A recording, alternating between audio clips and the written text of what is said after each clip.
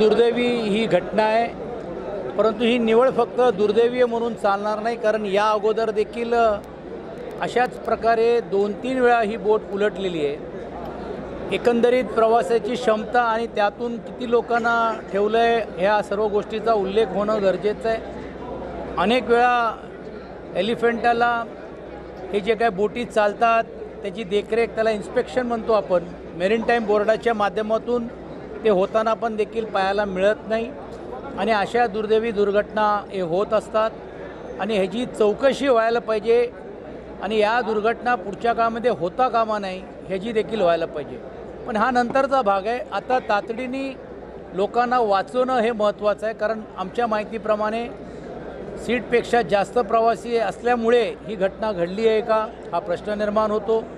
25 लोकांना आतापर्यंत वाचवण्यामध्ये किंवा ते सापडलेत अशीतली एक माहिती मुंबई शहरातून काही कार्यकर्त्यांच्या माध्यमातून येतो आहे, परंतु या सर्व गोष्टीचा निवेदन आणि अहवाल या दोन्ही सदनामध्ये द्यावं अशीतली आग्रही विनंती आणि मागणी आम्ही सरकारला करणार आहोत।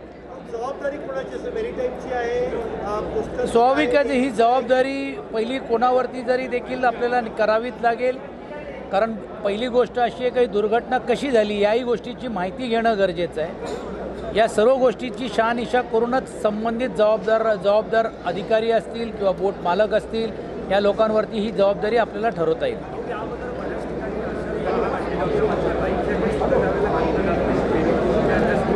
मी अगोदरच याचा उल्लेख केला की इन्स्पेक्शन व्हायला पाहिजे मरीटाईम बोर्डाच्या माध्यमातून। अनेक बोटी जुनाट झालेले आहेत, त्याचे लायसन्स कसे रिन्यू झालेत, इन्स्पेक्शन जे व्हायला पाहिजे त्यावेळी तेवढ्या पुरेसे असलेले लाईफ जॅकेट्स होते का, सेफ्टी इक्विपमेंट्स होते का, या सर्व गोष्टीची चौकशी व्हायला पाहिजे अशी मागणी आम्ही करतो।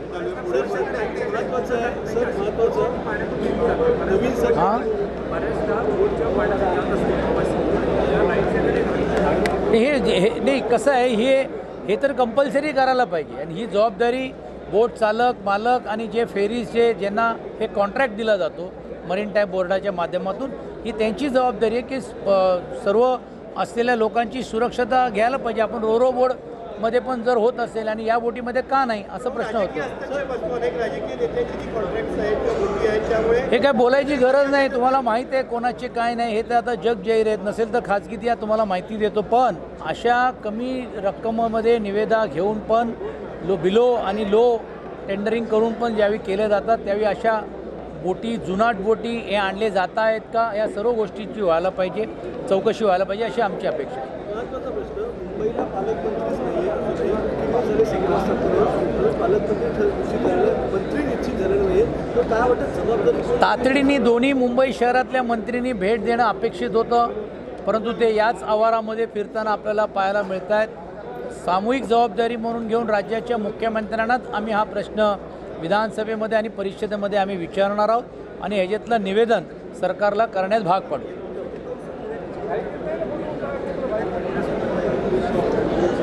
आज सिद्धिविनायक न्यासमध्ये जो बिलमध्ये बदल घडवण्याचं काम केलं, आपल्या चिल्ले पिल्लेंना त्याची राजकीय सोय करण्यासाठी ही संख्या वाढवली आहे का? कारण मुळामध्ये 9 संख्या असताना ही 15 करायची का गरज लागली? म्हणजे अजून एक इंजन वाढल्यानंतर 3 पक्षाला समान वाटप करण्यासाठी आणि खैरात वाटण्यासाठी हा बिल आणला गेलेला आहे। 3 वर्षाचा 5 वर्षाचा नियम देखील यासाठी केलेले आहेत की तुम्हाला मंत्री आम्ही करू शकलो नाही तर किमान तुम्हाला अध्यक्षपद अजून आम्ही 5 वर्ष ठेवू अशी सोयीनुसार ह्या गोष्टी केलेल्या आहेत। आम्ही या सर्व गोष्टीवरती चर्चा करत असताना, नापसंती उपस्थित करत असताना काही महत्त्वाच्या सूचना देखील आम्ही या बिलाच्या माध्यमातून विधान परिषदेमध्ये मांडण्याचं काम केलेलं आहे। धन्यवाद।